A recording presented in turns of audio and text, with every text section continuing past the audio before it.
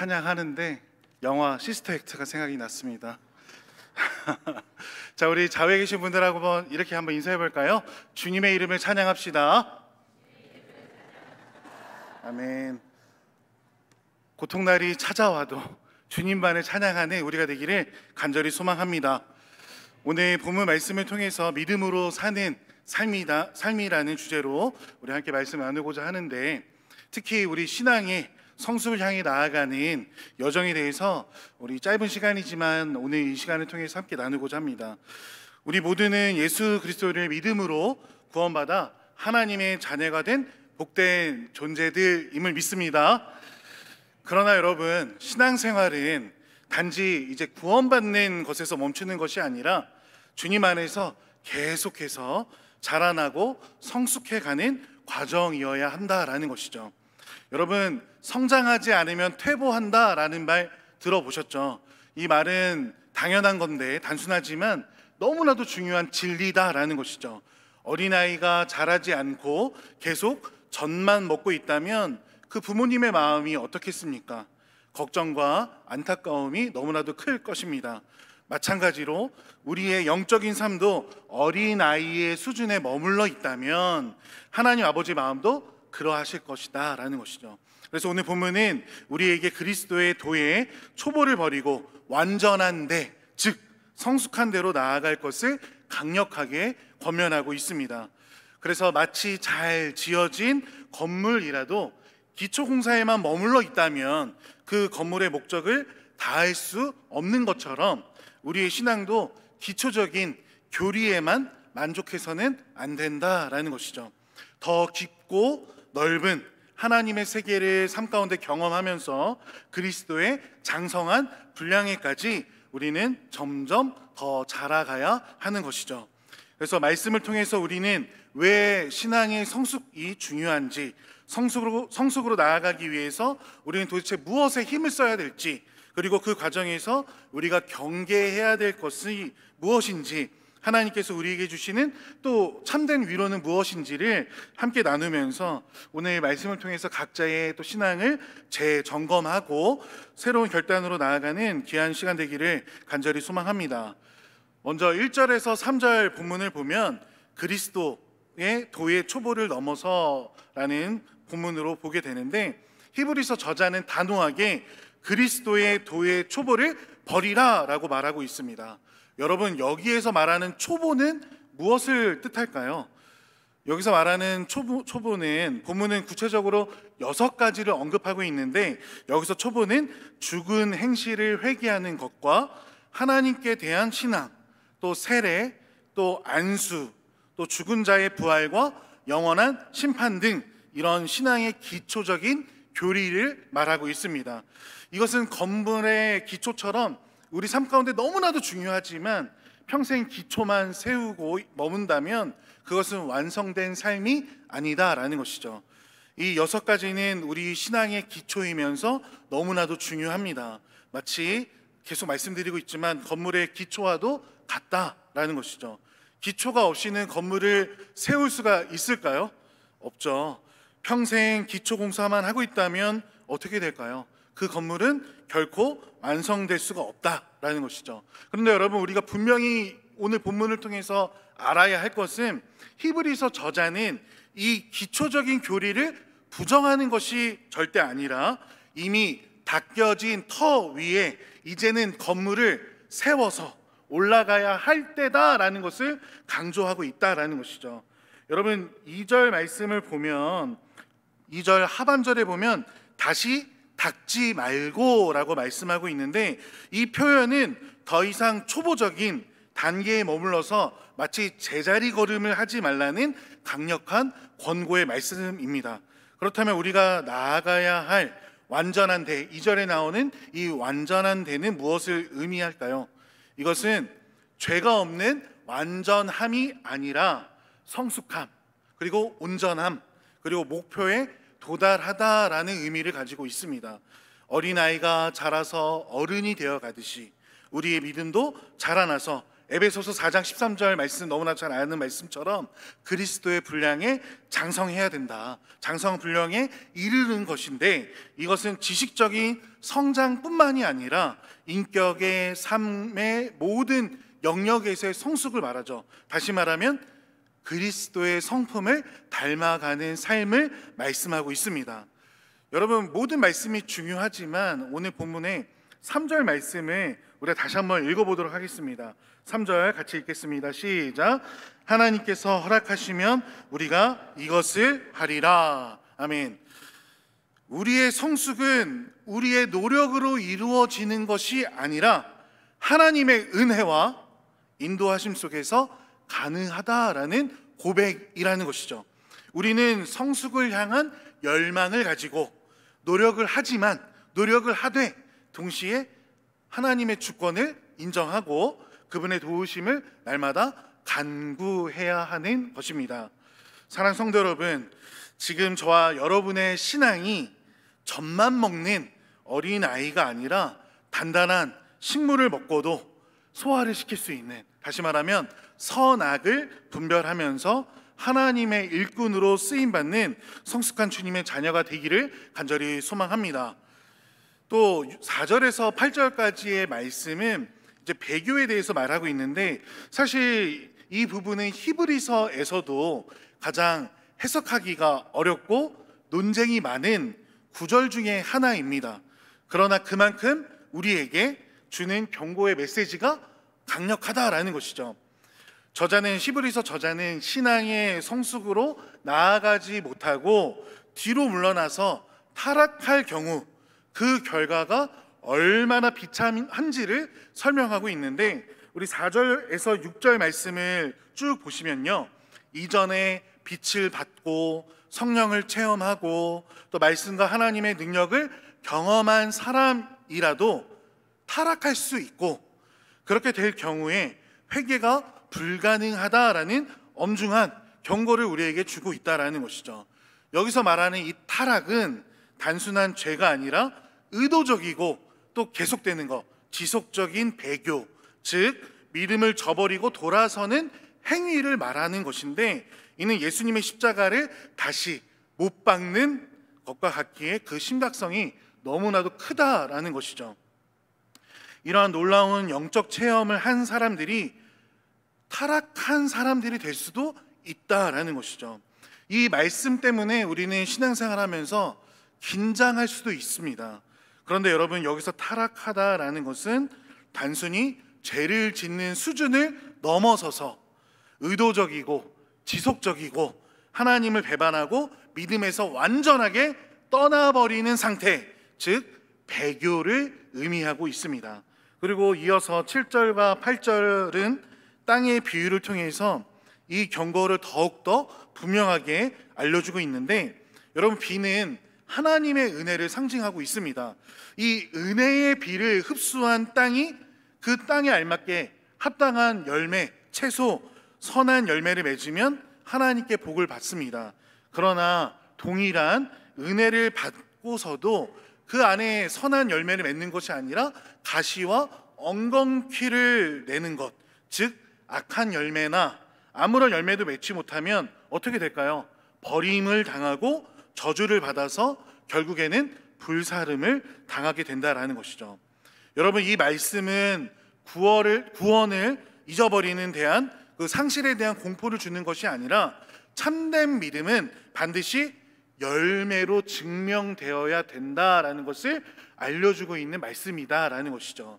땅은 비를 받고도 그 땅 가운데 가시와 엉겅퀴만 낸다면 결국에는 불사름을 당하게 된다라는 것이죠. 땅을 갈아엎을 수밖에 없는 것이죠. 은혜에 대한 책임과 열매 맺는 삶이 너무나도 중요한 것인데, 우리는 이 경고를 통해서 우리의 그 영적인 게으름을 날마다 경계하면서 깨어서 날마다 믿음의 길로 한 걸음 한 걸음 나아가야 하는 것입니다. 이 경고는 하나님을 믿는 우리들이 늘 지치게 하고 두려움 속에서 떨게 만들려는 그런 말씀이 아니라 우리를 각성시키고 또 영적으로 나태해지지 않도록 날마다 일깨워주는 그런 말씀이다라는 것이죠. 혹시라도 우리 가운데 마음이 굳어지거나 세상의 유혹에 빠져서 혹시나 믿음에서 멀어지려는 경향이 있다면 오늘 이 말씀을 붙들고 다시 주님께 돌아올 수 있는 우리가 되기를 간절히 소망합니다. 하나님께서 주시는 그 같은 은혜를 받아도 어떠한 열매를 맺느냐에 따라서 결과가 너무나도 다르다라는 것이죠. 받은 은혜에 합당한 열매를 맺는 삶, 곧 성령의 열매와 선한 행실이 나타나야 한다라는 것을 오늘 말씀을 통해서 우리에게 잘 알려주고 있습니다. 그런데 여러분, 우리의 신앙생활은요, 때로는 그 익숙함이 너무나도 좋아서 타성에 적기가 쉽다라는 것이죠. 뭔가 조금 바뀌면 그게 어색하기도 하고 그게 아닌 것만 같은 그런 일들이 우리 가운데 벌어진다라는 것이죠. 그런데 여러분, 그럴 때일수록 우리는 오늘 이 말씀의 경고의 말씀을 마음에 새기고 근신하면서 날마다 믿음의 경주를 힘써서 달려가야 하는 것입니다. 그래서 우리에게 주신 그 구원의 감격을 잃지 말고 날마다 주님과 더 깊은 교제 속으로 들어가면서 성령의 인도하심 속에 민감하게 반응하는 삶을 우리가 살아갈 수 있기를 간절히 소망합니다. 그리고 또 9절에서 10절 말씀은요, 이렇게 앞서 경고한 뒤에 저자는 9절에 어떻게 시작하고 있습니까? 사랑하는 자들아 라고 이렇게 시작하고 있죠. 사랑하는 자들아 라고 부르며 위로의 말로 전환하고 있습니다. 저자는 그들이 앞서 언급한 배교자들이 아니라 이보다 더 좋은 것, 곧 구원에 속한 것을 가진 자들임을 확신한다라고 말하고 있는데, 이것은 너무나도 중요한 전환점이라는 것이죠. 여러분, 경고의 목적은 무엇일까요? 정죄나 절망이 아니라 사랑 안에서 권면해서 성도들이 올바른 길로 나아갈 수 있도록 돕는 데 있다라는 것이죠. 그리고 아까 3절처럼 10절 말씀도 너무나도 중요한데 우리 10절 말씀 같이 읽어볼까요? 10절 읽겠습니다. 시작. 하나님은 불의하지 아니하사 너희 행위와 그의 이름을 위하여 나타낸 사랑으로 이미 성도를 섬긴 것과 이제도 섬기고 있는 것을 잊어버리지 아니하시느니라. 아멘. 여러분, 여기서 말씀하시는 하나님의 성품은 무엇이죠? 하나님은 불의하시지 않는다. 불의하시지 않기 때문에 그분의 이름을 위하여 성도들이 섬긴 모든 수고를 하나님이 잊으실까요? 잊지 않으실까요? 잊지 않으신다라는 것이죠. 우리의 어쩌면 작고 드러나지 않는 조용한 헌신도 하나님 앞에선 그 모든 것이 의미 있는 열매다라는 것이죠. 이것은 구원을 위한 행위가 아니라 구원받은 하나님의 자녀로서 자연스럽게 나타나는 열매다라는 것이죠. 이 말씀은 우리에게 큰 위로와 격려를 줍니다. 때로 우리의 작은 섬김과 그 수고를 아무도 알아주지 않는 것처럼 느껴질 때도 있습니다. 때로는 너무나도 지치고 낙심해서 내가 이렇게 하는 것이 무슨 의미가 있을까? 이렇게 생각될 때도 있다라는 것이죠. 그러나 하나님은 모든 것을 보고 계시고 모든 것을 다 아시고 기억하시는 분이심을 우리가 알아야 합니다. 우리가 주님의 이름으로 행한 이 작은 사랑의 실천 하나하나를 하나님께서 어떻게 보실까요? 너무나도 귀하게 여기시고 그것을 잃지 않는다라는 것이죠. 여러분, 아까도 광고 시간에 말씀드렸지만 우리 어린 자녀들이 1층 로비를 다닐 때마다 시선은 과자에 꽂혀 있고 걷는 거에 좀 이렇게 보는 거 보이셨나요? 볼 때 너무나도 사랑스럽고 예쁜데 여러분, 그 과자를 헌신하는 거 한 박스를 갖다 주셔도 너무 감사하겠지만 과자 조그만 거 하나라도 그 작은 섬김이잖아요. 그 하나라도 하나님 보시기에는 아름다운 열매가 될 수 있다라는 것이죠. 그래서 여러분 많이 기도해 주시고 후원해 주면 좋겠습니다. 이처럼 우리가 섬기는 모든 곳곳에서 교회 안에 쓰레기 하나 줍는 것, 또 하나님 있는 자녀로서 화가 나더라도 한번 참고 하나님의 사랑으로 사랑의 말로 축복해 주는 이러한 모든 것들, 또 그 밖에 제가 나열하지 않았던 모든 것들도 하나님 보시기에 아름다운 열매가 될 수도 있다라는 것이죠. 하나님은 우리의 그 사랑의 섬김을 통해 우리 안에 있는 구원의 증거를 보여주십니다. 그렇기 때문에 우리 성도님들 낙심하지 않기를 소망합니다. 1년이 반이 지나가고 있는데 11월 달 되면 목사님 내년 1년 쉬겠습니다 이러면 될까요, 안 될까요? 안 된다라는 것이죠. 하나님께서 여러분의 모든 것을 기억하시고 반드시 상 주실 것을 기대하시길 소망합니다. 그래서 여러분 이 시간 좌우 옆에 계신 분들에게 축복해도 되겠지만 우리 본인 스스로에게도 한번 축복해 볼까요? 이렇게 가슴에 손을 대고 하나님께서 다 기억하실 거야. 시작. 지치지 말자. 힘내자. 그렇습니다. 여러분 제가 이거 연습해 봤는데 되게 어색하더라고요. 날마다 이러한 믿음으로 스스로에게도 다짐하면서 또 우리 주변에 원치 않는 여러 가지 환경 때문에 고통받고 있는 우리 많은 성도들 있잖아요. 그분들 보면서 손가락질하는 것이 아니라 그분들도 하나님의 사랑으로 회복되어질 수 있도록 지치고 힘든 상황 가운데서도 우리의 기도와 간구와 헌신을 통해 다시 세워질 수 있는 우리가 될 수 있도록 자꾸만 하나님의 사랑으로 지어져가는 일어설 수 있는 우리 교회 될 수 있도록 끊임없이 기도하며 함께 힘내자고 또 응원할 수 있는 독려해 줄 수 있는 우리가 되기를 소망합니다.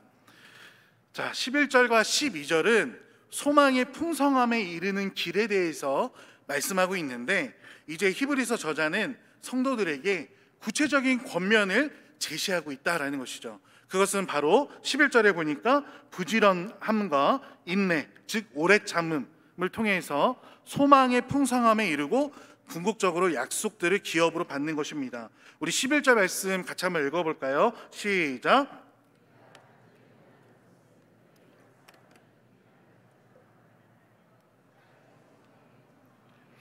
아멘. 히브리서 저자는 성도들이 과거에 보여주었던 그 열심과 헌신을 계속해서 끝까지 유지하기를 간절히 원하고 있습니다. 이 부지런함은 우리를 소망의 풍성함에 이르게 한다라고 말씀하고 있는데 여기서 소망은 막연한 기대가 아니라 하나님께서 약속하신 구원의 완성 그리고 영원한 생명 그리고 하나님 나라에 대한 확고한 믿음에서 비롯되는 죽어있는 것이 아니라 살아있는 소망을 말하는 것이죠.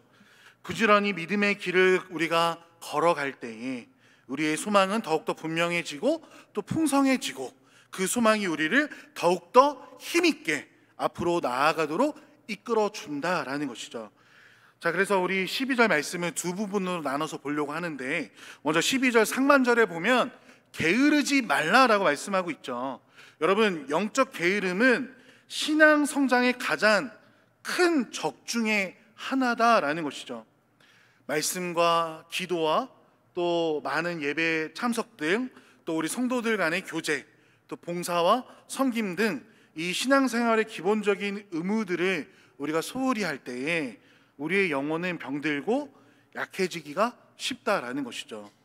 앞서 언급한 배교의 위험도 결국에는 영적인 게으름과 나태함에서 시작될 수 있다라는 것이죠. 그래서 우리는 이만하면 됐어 라는 이러한 안일한 생각들, 세상의 즐거움에 대한 미련들, 또 편안함을 추구하는 태도는 우리를 영적으로 잠들게 병들게 만든다라는 것이죠. 그래서 우리는 깨어서 부지런히 주님을 섬기면서 영적인 성장을 위해서 힘써야 하는 것입니다. 그리고 12절 하반절을 보면 믿음과 오래 참음으로 말미암아 약속들을 기업으로 받는 자들을 본받는 자 되게 하려는 것이니라 라고 말씀하고 있는데 히브리서 저자는 우리에게 믿음의 선진들을 본받으라 라고 권면하고 있습니다. 특히 믿음과 오래 참음을 통해서 하나님의 약속들을 기업으로 받은 사람들을 예로 들고 있는데 우리가 이제 나중에 보겠지만 히브리서 11장에 보면요 이러한 믿음의 사람들이 많이 등장하고 있습니다. 우리가 잘 알고 있는 아브라함, 이삭, 야곱, 또 요셉, 모세 이런 수많은 믿음의 사람들은 모두 다 믿음으로 살았고 어려운 환경 속에서도 오래 참고 기다림으로써 하나님의 약속하심을 성취하는 것을 보거나 그 약속을 바라보면서 그 삶을 마쳤다라는 것이죠. 여러분 여기서 말하는 오래 참음은 단순히 수동적으로 견디는 것이 아니라 소망 가운데 능동적으로 인내하며 기다리는 태도를 말하는 것입니다. 신앙의 여정 속에는 생각지도 못한 시련과 어려움이 생기기도 합니다. 또 하나님 앞에 간절히 기도하고 나아가지만 그 약속이 더디 이루어지는 것처럼 보일 때도 있다라는 것이죠.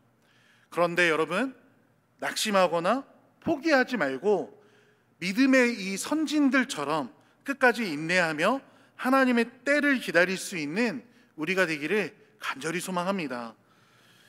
우리의 신앙의 여정은 결코 쉽지가 않습니다. 그러나 우리에게는 분명한 소망이 있고 하나님의 약속이 있습니다. 그 소망을 굳게 붙들고 부지런함과 또 인내로서 믿음의 길을 한 걸음 한 걸음 나아갈 때에 우리는 반드시 하나님께서 예비하신 풍성한 기업을 상속받게 됨을 믿으시길 바랍니다. 오늘 말씀을 정리하면 오늘 우리는 히브리서 6장 1절부터 12절까지 말씀을 통해서 믿음으로 사는 삶이 무엇인지, 특히 신앙의 성숙을 향해서 나아가는 것이 얼마나 중요하고 또 그 길을 어떻게 걸어가야 되는지를 잠시 살펴보았습니다.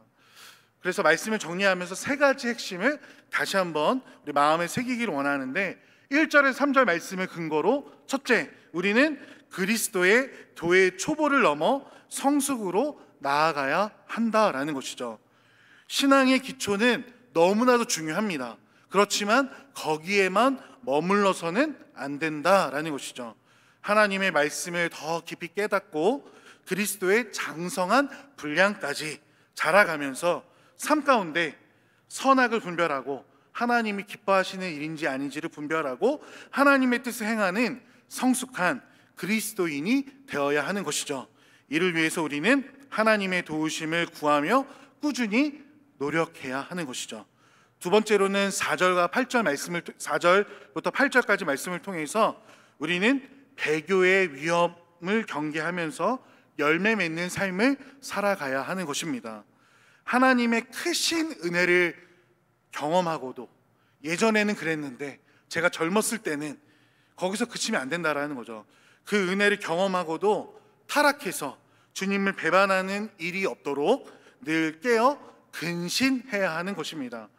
받은 은혜에 날마다 하나님 앞에 감사하면서 삶 속에서 성령의 열매, 선한 행실의 열매를 풍성히 맺어서 하나님께 영광 돌리는 삶을 우리는 살아가야 하는 것입니다. 형식적인 신앙생활에서 벗어나서 진정으로 살아있는 믿음, 열매 맺는 믿음을 추구하는 우리가 되길 간절히 소망합니다. 마지막 세 번째로는 9절에서 12절 말씀을 통해서 마지막 결단할 것은 우리는 하나님의 기억하심을 믿고 부지런함과 인내로 소망을 이루어야 한다라는 것이죠. 하나님께서는 우리의 작은 섬김과 사랑의 수고를 결코 잊지 않으시는 줄 믿습니다. 여러분, 이 확신을 가지시고 영적인 게으름을 물리치고 끝까지 부지런히 믿음의 경주를 달려나가길 소망합니다. 믿음의 선진들처럼 어떠한 어려움 속에서도 오래 참고 인내하면서 하나님께서 약속하신 풍성한 기업을 바라보며 나아가길 소망합니다. 그래서 여러분, 믿음으로 사는 삶은 멈춰 있는 삶이 아니라 끊임없이 주님을 향해서 전진하는 역동적인 삶이다라는 것이죠. 때로는 익숙함과 편안함이 우리를 주저앉히려고 할지라도 오늘 말씀을 다시 한번 기억하면서 힘차게 툭툭 털어내고 일어나기를 소망합니다. 우리의 신앙의 여정은 아직 끝나지 않았죠. 주님 부르시는 그날까지, 주님께서 다시 오시는 그날까지. 제가 되게 좋아하는 말씀인데요, 주님께서 우리를 부르시는 그날까지, 주님께서 이 땅 가운데 다시 오시는 그날까지 우리는 더욱 성숙한 그리스도인으로 자라가야 할 책임과 특권이 있다라는 것이죠. 그래서 이 자리에 계신 모든 성도님들이 신앙의 초보를 넘어서 완전한 대로 성숙한 그리스도인으로 담대히 나아가기를 주님의 이름으로 축복합니다.